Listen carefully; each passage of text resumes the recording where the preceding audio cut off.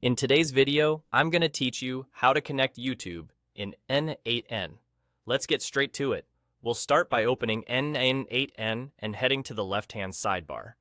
Look for the section labeled Personal. This is where your account level settings live, including everything related to authentication. Click into Personal, then open the Credentials tab. Think of credentials as secure, reusable sign-in profiles that nodes can use to talk to external services. Managing them here keeps your workflows cleaner and more secure. On the Credentials page, click the Create Credentials button. A search field or a list of services will appear. Type YouTube into the search bar, then select YouTube from the results. This tells n8n which type of connection you want to set up so it can present the right fields and permissions for that service. Next, you'll see a form asking for the details needed to connect to YouTube. Have your YouTube or Google API credentials ready and paste them into the appropriate fields. Give the credential a clear, descriptive name so you can recognize it later, especially if you plan to manage multiple accounts or environments.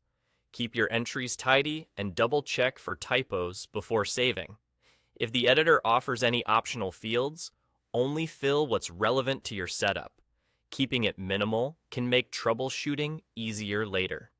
When everything looks good, click Save.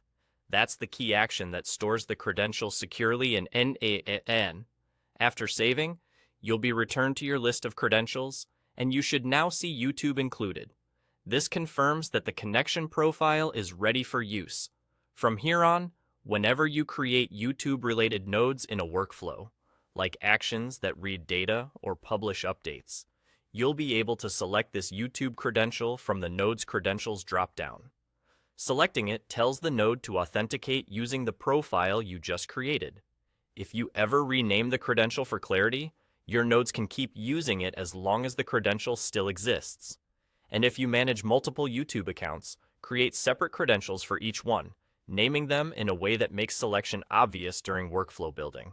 That's all there is to it.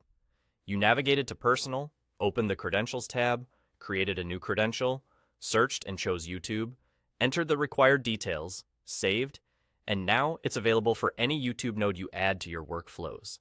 With this in place, you can build confidently, knowing your authentication is set up cleanly and ready to go.